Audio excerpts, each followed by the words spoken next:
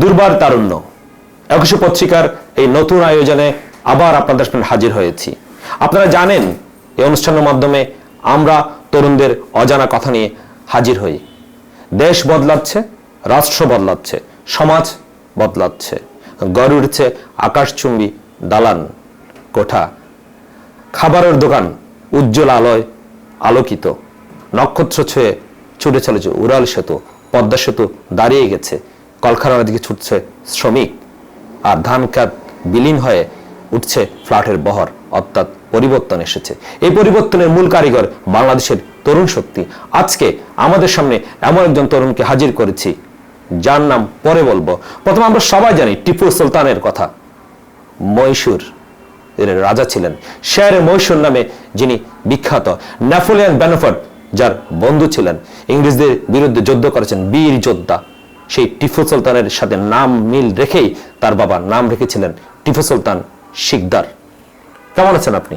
জি, ভালো আছি, ধন্যবাদ একুশে পত্রিকা এবং এন্টায়ার টিমকে এই ধরনের দুর্বার তারুণ্য প্রোগ্রামে অ্যারেঞ্জ করার জন্য। Tipu Sultan Shikdar Chattogram junior chamber of কমার্সের প্রেসিডেন্ট, বর্তমান উদ্যোক্তা, কিন্তু তিনি ছিলেন এক স্বনামধন্য ব্যাংকার। আপনার এই উদ্যোক্তা হওয়ার পিছনে গল্পগুলো যদি তরুণদের জন্য বলেন। ধন্যবাদ। জুনিয়র চেম্বার ইন্টারন্যাশনাল এক ধরনের ইন্টারন্যাশনাল অর্গানাইজেশন, যেটা হচ্ছে ওয়ার্ল্ডে বেসিক্যালি ইউএসএ আজকে থেকে অনেক বছর আগে স্টার্ট করে। তো এই দেশে এই জুনিয়র চেম্বার ইন্টারন্যাশনাল এটা একটা যে ধরনের প্রতিষ্ঠান, এটার ওয়ার্ল্ড ওয়াইড 110টার বেশি দেশে এটার অপারেশন আছে। তো এটার অপারেশনের একটা পার্ট হিসাবে বাংলাদেশ অপারেশনটা অনেক আগে থেকেই চলছে এবং এটার ওয়াইডলি অনেক চ্যাপ্টার আছে, যেমন চিটংয়ে একটা চ্যাপ্টার আছে, ঢাকায় 7-8টা চ্যাপ্টার আছে। তো ন্যাশনাল চ্যাপ্টার অলরেডি বিলং করে আর কি। সো এই জুনিয়র চেম্বার ইন্টারন্যাশনালের যে চ্যাপ্টারগুলি বেসিক্যালি বলতে গেলে একটা ওয়াইড অ্যাসপেক্ট। তো আপনার প্রসঙ্গের যে প্রশ্নটা সেটা হচ্ছে যে আমি শুরু থেকেই যখন একটা আগে থেকে পজিটিভ মাইন্ডেড ছিলাম যে আমাকে উদ্যোক্তা হতে হবে। বেসিক্যালি আমার ফাদার থেকে দেখা, আমার ফাদার আলহাজ মোহাম্মদ আলী শিকদার, ওনার রেস্টুরেন্ট বিজনেস 1974 থেকে। সো ওইভাবে ইন্সপায়ার হয়েছি, কারণ ওনাকে দেখেছি যে উনি অনেক এমপ্লয়মেন্ট ক্রিয়েট করছে সোসাইটিতে, অনেক মানুষকে চাকরি দিছে, অনেক আত্মীয় স্বজন ওনার আন্ডারে চাকরি করছে। সো ওনার যে কন্ট্রিবিউশন টু দ্য সোসাইটি আমার কাছে ভেরি ইম্পর্ট্যান্ট মনে হতো আর কি। সো আমি যেহেতু একসময় ব্যাংকার ছিলাম, আপনি জানেন, হ্যাঁ, কমার্শিয়াল ব্যাংক অফ সিলনে ইস্টার্ন ব্যাংক লিমিটেডে কাজ করেছি। সো একজন উদ্যোক্তা আর এমপ্লয়ের মধ্যে there are some sort of differences. একটা হচ্ছে যে আমি ইকোনমির জন্য কিছু ভ্যালু এডিশন করতে হলে, এমপ্লয়মেন্ট ক্রিয়েট করতে হলে আমাকে অ্যাডিশনাল কিছু ইনিশিয়েটিভ নিয়ে কাজ করতে হবে, যার কারণে আমি উদ্যোক্তা হওয়ার জন্য বেসিক্যালি আজকে অনেক বছর 5 বছর আগে থেকে কাজ করছি সফলভাবে ইনশাআল্লাহ। আসলে উদ্যোক্তারা কি করেন আপনারা সবাই জানেন। উদ্যোক্তারা মানুষকে স্বপ্ন দেখেন, মানুষের সমস্যাকে নিজের মনে করেন, সমাধান করেন। এই সমাধানের মাধ্যমে অনেক মানুষের উপকার হয়। যেমন আমাদের টিপু সুলতান শিকদার উদ্যোক্তা হয়ে অনেক মানুষের উপকার করতেছেন। কিন্তু আপনি তো একজন ব্যাংকার ছিলেন, যখন আপনি উদ্যোক্তা কাজ শুরু করেছেন, আপনি স্বনামধন্য ইস্টার্ন ব্যাংকের ম্যানেজার ছিলেন। সে সময় অনেক তরুণের স্বপ্নের চাকরি ছিল এই ব্যাংকিং পেশাটা। আপনি হঠাৎ এত বড় রিস্ক এই বাংলাদেশের মতো গরিব দেশে কেন নিতে গেলেন? ধন্যবাদ। আপনার স্পেশাল এই প্রশ্নটা আসলে সবাই আমাকে কোয়েশ্চেন করে, এই প্রশ্নটা সবাই করে ইউজুয়ালি। সো এইটার একটা হিস্ট্রি বলতে গেলে আসলে কিছু ব্যাক পার্ট থেকে আমার স্টার্ট করতে হবে। সেটা হচ্ছে 2005-এ আমি নর্থ সাউথ থেকে ফাইন্যান্স ইকোনমিক্স বিষয়ে গ্র্যাজুয়েশন সম্পন্ন করি। এরপর থেকে আসলে আমার একটা পজিটিভ মাইন্ডেড ছিল যে উদ্যোক্তা হবো, একটা প্ল্যান ছিল, বাট উদ্যোক্তা হওয়ার জন্য যে আমার একটা ফান্ডিং কিংবা একটা ব্যাকআপ সেটা আমার কাছে ছিল না। সো আমি ফার্স্ট অফ অল একটা জবের প্ল্যাটফর্মের জন্য স্টার্ট করি, যেটা হচ্ছে নর্থ সাউথ থেকে যেদিন পাস করি তারপর দিন থেকে আমি আমার কিছু ফ্রেন্ড সার্কেল মিলে বিভিন্ন ব্যাংক এবং ফাইন্যান্সিয়াল ইনস্টিটিউশনে সিভি ড্রপ করা শুরু করি। এটা এমন যে বেসিক্যালি মানে এটা অনেকটা ওই মতিঝিলে গিয়ে, উত্তরা থেকে বাসা ছিল, মতিঝিলে গিয়ে কয়েকটা ফ্রেন্ড একসাথে গিয়ে সিভি ড্রপ করি। তো সাকসেসিভলি স্ট্যান্ডার্ড চার্টার্ডে তখন আমার ফার্স্ট ইন্টার্নশিপ হয়, তারপর ওখান থেকে আমার জার্নি শুরু। দেন আমি কমার্শিয়াল ব্যাংক অফ সিলনে ম্যানেজমেন্ট ট্রেনিং হিসেবে 2006-এ আমার জব হয়। ওখানে আমি different diversity field, corporate banking, branch banking, তারপর financial foreign exchange division, multi exposure নিয়ে আমি কাজ করতে পেরেছি। আমি কমার্শিয়াল ব্যাংক অফ সিলনের কাছে স্পেশালি গ্রেটফুল। তো এটা ছাড়াও আমি কমার্শিয়াল ব্যাংক অফ সিলনে ব্রাঞ্চ ম্যানেজার হিসেবে কাজ করেছি। কর্পোরেট ম্যানেজমেন্টে সবাই আমাকে খুব পছন্দ করতো। এরপরে আসে যে ইস্টার্ন ব্যাংক লিমিটেডে আমি তারপরে কাজ করি। তো এটা উদ্যোক্তা হওয়ার জন্য ভেরি ইম্পর্টেন্ট এর জন্য যে আমার আগে থেকে একটা ইচ্ছা ছিল যে ব্যাংক থেকে বেসিক্যালি যখন আমি চাকরি লিভ করি, আমি 2011-এ বেসিক্যালি বিয়ে করি। সো বিয়ে করতে গেলে একটা প্রফেশন তো মাস্ট বলতে হয়। হ্যাঁ, তো আমাদের যে সোসাইটিতে যেটা হচ্ছে যে আইডেন্টিটি একটা ইস্যু, অ্যাকসেপ্টেন্স। তো সোশ্যাল আমাকে কিভাবে অ্যাকসেপ্টেন্স দিচ্ছে, আমি একজন উদ্যোক্তা বলবো, তো এটার কোনো সলিউশন আসলে সোসাইটি অ্যাকসেপ্ট করে না। সো আমাদের ক্ষেত্রে যেটা হচ্ছে যে আমার আইডেন্টিটি ইস্যু। সো আমি যখন দেখলাম যে না, আমার বিয়েটা হয়ে গেছে, so no matter how it works out, no matter how I start with a new ventures, হ্যাঁ, সো আমার ওয়াইফকে আমি কনভিন্স করি, যার ফলে আমার ফ্যামিলি, আমার আব্বা খুব রিলাক্টেন্ট ছিল, খুব ডিপ্রেস ছিল, বিকজ মানে উনি চাইতো ওনার ছেলে ব্যাংক ম্যানেজার, ব্যাংকের সিনিয়র ম্যানেজার লেভেলে কাজ করে, সবাইকে উনি প্রাউড করে বলতো। সো ওই প্রাউডনেসটা ওনার যখন লিভ করে বেসিক্যালি, তো উনি আমার সাথে আসলে 4 বছর কথাই বলে নেই যে আমি কি করতেছি, what step I am going to take. হ্যাঁ, সো এটা বলতে গেলে বেসিক্যালি আরেকটা জিনিস বলতে হয়, আমি যখন ব্যাংক লিভ করি, ইস্টার্ন ব্যাংক লিমিটেড, তখন ব্যাংকে বেসিক্যালি চাকরি ছাড়ে বেসিক্যালি দুটা জিনিসের কারণে, একটা হচ্ছে যে কেউ যদি নিজে থেকে লিভ করে, আর একটা হচ্ছে যে কেউ যদি চাকরি চলে যায়। সো আমার বসকে আমি বলতেছিলাম, যখন আমি চাকরি ছাড়ি তখন আমি বসকে বলতেছিলাম যে না, এটা আমি যে আমার একটা আসলে এন্টারপ্রেনারশিপ হওয়ার ইচ্ছা, যে আমার যে উদ্যোক্তা হওয়ার ইচ্ছার কারণে, সো বেসিক্যালি একটা কাজ করেন, তো I have convinced my boss, হ্যাঁ, senior bosses, and they are convinced. এবং আরেকটা জিনিস হচ্ছে বেসিক্যালি, তো সিনিয়র ম্যানেজমেন্ট থেকে আমি অনেকটা জোক করে বলতেছিলাম যে আমার একটা মেয়ে আছে, হ্যাঁ, আমার তখন চাইল্ড অ্যারাউন্ড 4 years old। তো আমার মেয়ের বিয়ের সময় হয়তো কোয়েশ্চেনটা রেইজ করতে পারে যে না, উনি একসময় ব্যাংকে চাকরি করতো, ব্যাংকের চাকরি কি চলে গেছে নাকি কোনো ধরনের আনএথিক্যাল কোনো অ্যাক্টিভিটিসের জন্য। সো আমার বস আমাকে বলে যে অসুবিধা নেই, আমরা দরকার হলে তোমাকে স্পেশাল একটা রিকমেন্ডেশন সার্টিফাইড করে দিব, so no problem. So it's a matter of question of joke like. আপনি দুঃসাহসিক তরুণ, আপনি যে স্বপ্নের চাকরি ব্যাংকের, আপনি সেই বিখ্যাত ব্যাংক, স্ট্যান্ডার্ড চার্টার্ড ব্যাংক, শিউরুটে ব্যাংকিং জগতে একটা অন্য নাম, ব্যাংক অফ সিলন, শ্রীলঙ্কার ব্যাংক, ইস্টার্ন ব্যাংক, এমন কাঙ্ক্ষিত চাকরি ছেড়ে আপনি হঠাৎ করে উদ্যোক্তা হলেন, আবার তাও হলেন মাটি ও মানুষের দেশ বাংলাদেশের অ্যাগ্রো বিজনেস। আপনি কেন অ্যাগ্রো বিজনেসকে বেছে নিলেন? অ্যাগ্রোবিজ সেক্টরকে বেছে নেওয়ার পিছনে বেসিক্যালি আমি যখন ব্যাংকে ছিলাম তখন আমি বেসিক্যালি যেটা দেখেছি, আর বেসিক্যালি কমার্শিয়াল ব্যাংক অফ সিলনে আমরা কিছু অ্যাগ্রোবেজ প্রোডাক্ট এক্সপোর্টের কিছু ক্লায়েন্ট ছিল। হ্যাঁ, তো ওদের সাথে আমি সবসময় কথাবার্তা বলতাম, বিভিন্ন বিষয়ে আলোচনা করতাম। সো বাংলাদেশের যেটা সমস্যা হচ্ছে যে Bangladesh is a kind of agriculture economic base country. হ্যাঁ, ওয়ারেস আমাদের রিফর্ম পলিসিগুলিতে 1980s-এ যদি আপনি দেখেন, তখন দেখবেন যে এটা ইন্ডাস্ট্রিয়াল রিফর্মের দিকে অনেকটা এমফাসাইজ করা হয়েছে। হ্যাঁ, বা ইন্ডাস্ট্রিয়াল রিফর্মে এমফাসাইজ না করে আমরা যদি এগ্রিকালচার বেসড রিফর্মে যদি এমফাসাইজ করতাম, আমরা যদি সাবসিডি বেসড কিছু কাজ করতাম, তাহলে আমরা অনেক ডেভেলপমেন্টের হিসাবে আগাতে পারতাম। সো আমি মনে করি যে এক্সপোর্ট বেসড ওরিয়েন্টেড অনেক কিছু রিলেটেড কাজ করা যায়, এগ্রো বেসড ইকোনমিক্যাল, যেটা ভিয়েতনাম ফর সেম ক্লাইমেট ইস্যুতে সেম অনেক জিনিস প্রডিউস করে, যেমন কাজু বাদাম অলরেডি বাংলাদেশে এটা নিয়ে কাজ করতেছে, আমার এক পরিচিত ফ্রেন্ড কাজ করতেছে, এবং widely spread out in the country. Already mass লেভেলে এটার এক্সপোর্ট লেভেলে কাজের জন্য একটা প্ল্যানিং করা হচ্ছে।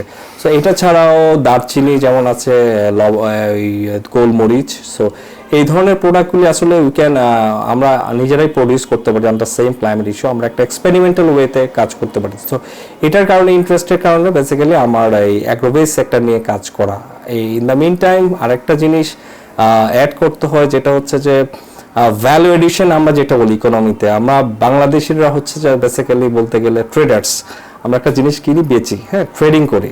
Value addition is such kind of thing যে আমরা এক্সপোর্ট যদি ভলিউম বাড়াতে পারি, আমরা এগ্রিকালচার এক্সপোর্টে যদি কাজ করতে পারি, আমাদের কৃষক যারা আজকে আন্ডার স্টিমেটেড ওর আজকে যারা ফ্রাস্ট্রেটেড, যারা বলে যে না আজকে কৃষিতে কিছু নাই, হ্যাঁ, বেটার আমাদের বাচ্চাদেরকে এটা থেকে ভালো হচ্ছে যে আপনার ইয়াতে যে বাইরে পাঠায় কিছু রেমিটার যদি আনাতে পারে আর কি। সো এই ধরনের কৃষকের সাথে কিছু অ্যাটাচমেন্টে কাজ করতে পেরে আমিও আসলে খুব আসলে I am very much proud feel করি বেসিক্যালি ওদের সাথে যে রুট লেভেলে কাজ করে ওদের থেকে কিছু জিনিস ইনফরমেশন নিয়ে কাজ করে যদি ডেভেলপমেন্ট ওয়ার্ক কাজ করতে পারি, তাহলে এটা নিয়ে আমি খুব প্রাউড ফিল করবো আর কি। চমৎকার। আপনার কথা থেকে যদি আমরা চিন্তা করি, আপনি তো মাটি ও মানুষের সাথে কাজ করছেন, বাংলাদেশের কৃষকদের সাথে, কিন্তু আমি জানি আপনাকে সম্পর্কে যতটুকু জানি আপনার সন্তান জন্ম নিয়েছে আমেরিকায়। কেন? এটা অনেকটা বিপরীতমুখী না? মাটি মানুষের সাথে কাজ করবেন আর সন্তান জন্ম দিবেন আমেরিকায় বসে, সেটা একটু মানুষকে বলবেন। হ্যাঁ, এটা একটা মজার কোয়েশ্চেন।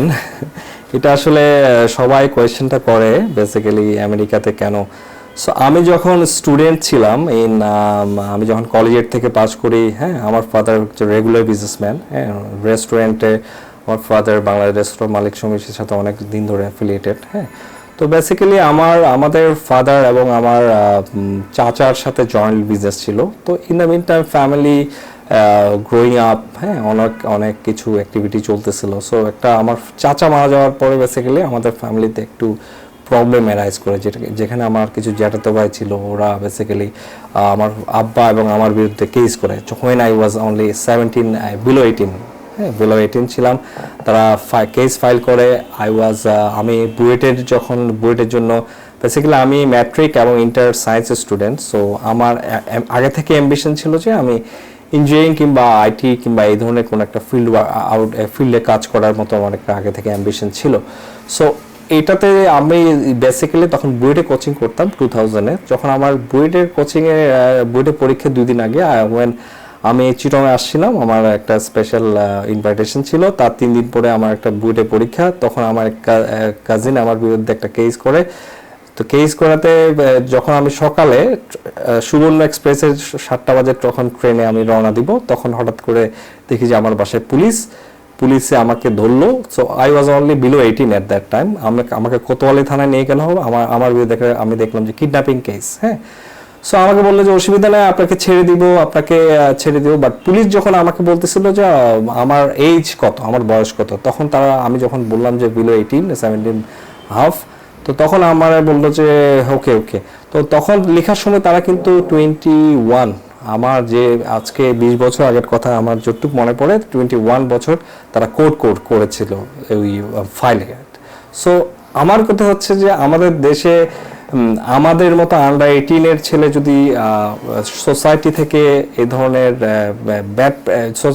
ধরনের যদি অন্য নেগেটিভ কিছু যদি ফেস করে, তখন আমারও তো মনে হবে যে না, আমার ছেলেও ইন ফিউচার ফেস করতে পারে। এটা ছাড়াও আমরা যখন বাইরের দেশের জন্য ভিসার জন্য যাই, বেসিক্যালি যখন দেখি যে ভিসার ক্ষেত্রে অনেক ধরনের আপনার কোয়ালিটি আছে, আপনাকে নিজেকে এক্সপ্রেস করতে পারতেছেন না, আপনার বাংলাদেশি পাসপোর্ট তারা নো ম্যাটার এটা কোনো ধরনের কোনো একটা জাস্টিফিকেশন দিতে পারতেছে না, বা আপনাকে মানে ব্যাডলি বিহেভ করতেছে এমবেসিতে। সো আমি এটা মনে করি যে আমার চাইল্ডের যদি একটা ভালো ন্যাশনালিটি থাকে বাইরে, তখন সে এটা এমন না যে তার বাইরে থাকতে হবে, সে দেশে বসে বাংলাদেশে বসে ওয়ার্ল্ড ওভার দি মানে এন্টায়ার ওয়ার্ল্ডে কাজ করতে পারতেছে, হ্যাঁ, দেশে বসে কাজ করতে পারতেছে। এটা এমন না যে তাকে আমেরিকায় থাকতে হবে, এমন না যে সে ওয়ার্ল্ডের যে কোনো জায়গায় সে অ্যাক্সেসিবিলিটি। তো accessibility in terms of is a kind of opportunity, যেটা আমাদের উচিত আর কি। আমরা অপরচুনিটিটা ক্রিয়েট করার জন্য আমি বেসিক্যালি বাচ্চার এই কাজটা, আমার বাচ্চা বাইরে সিটিজেনশিপের একটা প্রসেসের মধ্যে যাওয়া আর কি। আমি বাংলাদেশের পাসপোর্ট নিয়ে গর্বিত। বাংলাদেশের পাসপোর্টেই নিয়ে সারা বিশ্বে ঘুরতে চাই। আমাদের পাসপোর্টের ভ্যালু বাড়বে আশা করি। আপনার এই পরিবর্তন আমরা আপনি সবাই মিলেই হয়তো নিয়ে আসব। আপনার স্কুল কলেজ কোথায় চট্টগ্রামের? আমি চিটং কলেজের স্কুলে, আর চিটং কলেজ থেকে আমার ইন্টার সায়েন্স ডিভিশনে পাশ করে। কলেজের স্কুল চট্টগ্রামের একটা স্বনামধন্য স্কুল, আপনারা জানেন। এই স্বনামধন্য স্কুল থেকে অনেক লিজেন্ডারি মানুষ রয়েছেন। নিশ্চয় আপনার কোনো স্বপ্ন ছিল এই কলেজ স্কুলে পড়ার সময়, তখন স্বপ্নগুলো কি ছিল, ভবিষ্যতে কি হবেন? কলেজের স্কুলে যখন আমরা পড়ি, আসলে কলেজের স্কুলের আমাদের ব্যাচটা one of the reputed batch in Chittagong বোর্ডে আমার জানা মতে around 18 number of stand in 1997 is around 17 or 18 চিটং বোর্ডে ছিল আর কি। তো আমাদের ব্যাচে আসলে very much reputed in Chittagong board. তো আমাদের ব্যাচে যারা স্টুডেন্ট ছিল, আমার ফ্রেন্ড অনেকে আজকে দেশের বাইরে আছে, হ্যাঁ, বিভিন্ন ফিল্ড অফ ওয়ার্কে, ইঞ্জিনিয়ারিং সেক্টরে। বিশেষ করে আমার ফ্রেন্ড ম্যাক্সিমাম সবাই সায়েন্স ব্যাকগ্রাউন্ড, সো ওরা সায়েন্স রিলেটেড কাজেই 95% মানুষ অ্যাফিলিয়েটেড। সো আমারও ইচ্ছে ছিল যে যেহেতু আমি সায়েন্সের স্টুডেন্ট, আমার ফিজিক্স ম্যাথসের প্রতি বিশেষ করে আলাদা একটা ডিভোশন ছিল। সো আমারও ইচ্ছে ছিল যে এই ধরনের ইঞ্জিনিয়ারিং ফিল্ডে বেসিক্যালি টেকনিক্যাল রিসার্চ ওরিয়েন্টেড কিছু কাজে আমার আগে থেকে একটু ইন্টারেস্ট ছিল, যার কারণে তো আমারও ইচ্ছা ছিল যে এই ধরনের কিছু অ্যাক্টিভিটিতে কাজ করা। তো বাই সাম হাউ মানে আমার ফ্যামিলির কারণে I had to go to jail. আমার চিটং জেলখানায় থাকতে হয়েছে 8 দিন। হ্যাঁ, in 2000 I missed my BUET exam. I missed my foreign opportunities. আমার অস্ট্রেলিয়াতে একটা অফার ছিল ভালো, with some sort of scholarship, কিছু পার্সেন্টেজ স্কলারশিপ নিয়ে অফার ছিল, বাট ওটাও আমার মিস গেছে যেহেতু আমার ব্রেক অফ স্টাডির কারণে অস্ট্রেলিয়ান হাই কমিশন আমাকে ভিসা দেয়নি 2001-এ। হ্যাঁ, তারা বলতেছিল যে you have a break of study, because আমার 1 বছর শুধু আপনার যেটা বলতে হয় বেসিক্যালি আমার 1 বছর হাজিরা দিতেই আমার 1 বছর চলে গেছে। এটার পরে আমার একটা সাইকোলজিক্যাল প্রেশারে ছিলাম, আমি সাইকোলজিক্যাল স্ট্রেস ছিল আমার মাইন্ডের মধ্যে, যেখানে আমার ফ্রেন্ডরা সবাই অ্যাডমিশন নিয়ে ফেলছে বিভিন্ন ভালো ভালো ইউনিভার্সিটিতে। তো আমার একটা স্ট্রেসের মধ্যে ছিলাম, মানে আমার একটা সাইকোলজিক্যাল যে স্ট্রেস আন্ডার 18 বছর বয়সে একটা স্টুডেন্ট যে ফেস করতে হয়েছে, সেটা আসলে এটা বলার মতো না। আমি যেটা ফেস করছি আমার মনে হয় না মানে খুব কম ছেলেই স্টুডেন্ট হিসাবে এই ধরনের সমস্যা ফেস করে ওয়ার্কআউট করতে পারে। আপনি অবসর সময়কে উপভোগ করেন অবশ্যই, যেমন আমি গান শুনি, অনেক গান শুনি, বেশি বেশি গান শুনি। নিশ্চয় আপনার এমন কোনো শখ রয়েছে, যদি আমাদের বলতেন। অবভিয়াসলি আমার অবসর সময় বেসিক্যালি আমি গান শুনি, আর ক্রিকেট সম্বন্ধে আমার আগে থেকে একটা প্যাশনেট ছিল। ক্রিকেট বাংলাদেশ যখন 1997-এ যখন world cup ICC championship trophy অর্জন করে, বিশেষ করে senior players like Akram Khan, আমিন ইসলাম বুলবুল, নান্নু, মিনহাজুল আবেদিন নান্নু। সো চিটংয়ের অনেক ক্রিকেটার ছিল তখন, মানে বাংলাদেশের আইসিসি চ্যাম্পিয়নশিপ ট্রফিতে যথেষ্ট অবদান ছিল বাংলাদেশি ক্রিকেটার হিসেবে। সো ওখান থেকে আমাদের আসলে চিটং কলেজ স্কুলে আমরা স্কুলে দেখেছি, স্কুলে যা দেখলাম, হ্যাঁ, তখন ওখান থেকে ক্রিকেটের প্রতি একটা প্যাশনেট। এখনো যদি আপনি দেখেন, আমি কিন্তু আমার ফেসবুকে রীতিমতো আমার বাড়িতে গিয়ে আমি ক্রিকেট খেলি। হ্যাঁ, বাড়িতে গিয়ে মানে বাড়িতে একসময় যেতে 20 ইয়ার্স আগে আমরা কিন্তু একসাথে বাড়ির লনে ক্রিকেট খেলতাম আমার কাজিনদের সাথে। সো এই অপরচুনিটিটা মাঝখানে আমার কাজিনদের সাথে একটা মিসকমিউনিকেশনের কারণে একটু বন্ধ ছিল, বাট আমরা এখনও বাড়িতে গিয়ে ক্রিকেট খেলি। আমার যখন লেজার টাইম হয় তখন আমার ক্রিকেট খেলতে খুব মজা লাগে। বেসিক্যালি আপনি যদি দেখেন আমার বাড়ির পিছনে অ্যাগ্রোফিল্ডের অনেক স্কোপ অপরচুনিটি আছে। হ্যাঁ, তো লেজার টাইমে আমি কিন্তু I can breathe the feelings. বিশেষ করে আমি যখন ওয়াইড রেঞ্জ দেখি, আমি সারাদিন মোবাইলে আমার হোয়াটসঅ্যাপে ফরেন কিছু কমিউনিকেশন করতে হয়, তো আমি যখন ওয়াইড রেঞ্জটা আমার বাড়ির পিছনে দেখি তখন আমি খুব ফিল করি। হ্যাঁ, আমি লেজার আমি অফিসের 3-4 ঘন্টা ব্রেক পেলে আমি চলে যাই বিকেলের দিকে, হ্যাঁ, ওয়ার্কআউট করার জন্য। এটা ছাড়াও আমি বেসিক্যালি ওখানে একটা প্রজেক্ট ডেভেলপমেন্ট করার কাজ করছি শিকদার অ্যাগ্রো নিয়ে, যেটা আমার ফ্যামিলি কাজিনদের কিছু আমাদের জয়েন্টলি যেগুলো ল্যান্ড আছে, তো এগুলো নিয়ে আমি কিছু কাজ করছি আর কি। তো আমার বেসিক্যালি এই অবসর টাইমে আমার মনে হয় যে মাটির সাথে, হ্যাঁ, আমার যেহেতু অ্যাগ্রোবেস বিজনেস, হ্যাঁ, মাটির সাথে অ্যাটাচমেন্টটা ক্রিয়েট করা। এবং আমার এরিয়া বেসিক্যালি হাটাজারি ফতেহাবাদ, হ্যাঁ, Fatehabad is a very renowned, Nandirhat আমার বাড়ি। হ্যাঁ, তো আমার এরিয়াতে অ্যাগ্রোবেস ইকোনমিক্যাল ডেভেলপমেন্ট, যেহেতু আমার ফাদার্সের ল্যান্ড আছে, আমার চাচাদের জয়েন্টলি কিছু ল্যান্ড আছে, হ্যাঁ, তো এই অ্যাগ্রোবেসড ইকোনমিক্যাল ডেভেলপমেন্টে আমি যদি ওখানকার কৃষি উন্নয়নমূলক কোনো কাজে অংশগ্রহণ করতে পারি, বিশেষ করে কৃষকদের সাথে জয়েন্টলি কিছু কাজ করতে পারি, আমি 21 পত্রিকাকেও এই ক্ষেত্রে আমি ইনভাইটেশন করব যেন তারা যেন এই ধরনের পজিটিভ কোনো report agriculture related development work related code করে, হ্যাঁ, সো দ্যাট আমাদের টোটাল ডেভেলপমেন্ট একটা পজিটিভ ইম্প্যাক্ট ফেলবে। সো আমি মনে করি যে এই ধরনের অ্যাক্টিভিটি আমরা যদি করতে পারি আমাদের লেজার টাইমটাও ভালো কাটবে, আমাদের টোটাল গঠনমূলক ডেভেলপমেন্ট ওয়ার্কের একটা পার্টিসিপেট হিসেবে অংশগ্রহণ করা যাবে। অপূর্ণতা মানুষের ছায়ের সঙ্গী, মানুষের জীবনে কখনো পূর্ণ হতে পারে না। কখনো ইচ্ছে হয় যে যদি আবার সুযোগ পেতাম, ভুলগুলো সূত্রে নতুনভাবে শুরু করতাম। আপনি জীবনকে যদি রিস্টার্ট করতে বলি, কি হবেন, কি হতে চাইবেন? আমি যদি রিস্টার্ট করতে চাই, বেসিক্যালি এখন তো 20 ইয়ার্সের ব্যাপার এটা, তো 20 ইয়ার্সের আগে যদি রিস্টার্ট করতে চাই, বেসিক্যালি আমার টেকনিক্যাল ওয়েতে একটা টেকনিক্যাল ওয়ার্কআউটের কাজ করতে ভালো লাগে। বেসিক্যালি একটা মজার ঘটনা বলি, আমি কিন্তু আমার বয়স যখন অ্যারাউন্ড 5-6 ইয়ার্স, আমি মনে করি যে একটা নর্মাল স্টুডেন্ট মানে একটা বাচ্চার যেটা আমরা আইকিউ টেস্ট বলি, হ্যাঁ, আইকিউ টেস্টে যদি আপনার ডেফিনেশন দেখেন, IQ test is a kind of chronological age এবং মেন্টাল এজের একটা রেশিও, হ্যাঁ। তো আমি মনে করি যে আমার ওই স্ট্যান্ডার্ডে যে আইকিউ থাকা উচিত ছিল, মেন্টাল এজ তার থেকে আমার থেকে ইউজুয়ালি একটু পজিটিভ ছিল, কারণ আমি তখন থেকে একটু পজিটিভ মাইন্ডেড। আমার ফাদার যখন বলতো যে মানে ম্যাথে 80 পাইতে হবে, ইংলিশে 80+ না পাইলে ভাষায় আসা যাবে না, হ্যাঁ, এটা ফাদারের কথা না, এটা হচ্ছে যে আমার নিজে থেকেই আমার একটা খারাপ লাগতো যখন আমি পজিটিভ কোনো রেজাল্ট না করতে পারলাম, আমার নিজে থেকে খারাপ লাগতো। তো এইটার ফলশ্রুতিতে যেটা হচ্ছে যে আরেকটা মজার ঘটনা অ্যাড করতে হয়, টেকনিক্যাল সাইড যেটা বলতেছি যেটা হচ্ছে যে আমার বাসায় একটা হারমোনিয়াম ছিল। তো বেসিক্যালি আমার বড় বোনের হারমোনিয়াম, হ্যাঁ, আমার বড় বোনের হারমোনিয়াম। তো বেসিক্যালি ওই হারমোনিয়ামটা আমরা যখন হারমোনিয়ামটা আমার ফাদার আর মাদার একটা প্রোগ্রামে বাইরে যায়, তো আমি ওই হারমোনিয়ামটা আমার বড় ভাইয়ের সাথে, তো এটা কিভাবে যে ভিতর থেকে সাউন্ডটা করে, এটা how does this sound comes out actually, হ্যাঁ, এই সাউন্ডটা কিস থেকে আসতেছে, ওই জন্য আমি পুরো হারমোনিয়ামই খুলে ফেলছি, হ্যাঁ। খুলে ফেলার পরে এটার জন্য আমার একটা পানিশমেন্ট হয়েছে ছোটোখাটো, হ্যাঁ। তো আমার একটা ক্রিয়েটিভ মাইন্ডেড থিঙ্কিং, এটা সাউন্ড কীভাবে আসে, মানে এটার ভিতরে কি আছে এটা দেখার জন্য। তো আমি যদি ইন ফিউচারে কিছু হতে চাই, বেসিক্যালি আমি রিসার্চ ওরিয়েন্টেড কিংবা আইটি রিলেটেড অথবা টেকনিক্যাল রিসার্চ ওরিয়েন্টেড কিছু করতে পারলে আমার ভালো লাগবে। আপনি গবেষক হতে চান, অনেক বেশি বেশি উদ্ভাবনী জিনিস বানাতে চান, খুবই ভালো লাগলো। আগামী কখনো যদি এমন সুযোগ থাকে, আপনার থেকে আমরা অনেক বেশি উদ্ভাবনী শক্তির জিনিস পেয়ে যাবো আশা করি। আপনি লোভনীয় চাকরি ছেড়েছেন, উদ্যোক্তা হয়েছেন, বিজনেসম্যান হয়েছেন, সফল বা সার্থক বিচার করার দায়িত্ব অনেকের, কিন্তু আপনি মানসিকভাবে কতটুকু সফল বা সার্থক কোনটা বলবেন?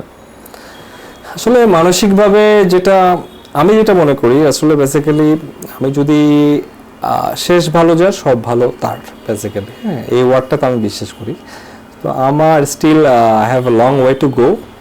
বেসিক্যালি আমি কিন্তু সবসময় অপরচুনিটি সিকার, হ্যাঁ, আমি কিন্তু এমন না যে টাকা ইনকাম করার জন্য অপরচুনিটি সিকার না। বেসিক্যালি হচ্ছে যে আমি areas of expertise, areas of ডেভেলপমেন্টে যদি আমি কাজ করতে পারি, আমি এখন গার্মেন্টসের কিছু জিনিস ওয়ার্কআউট করতেছি, হ্যাঁ।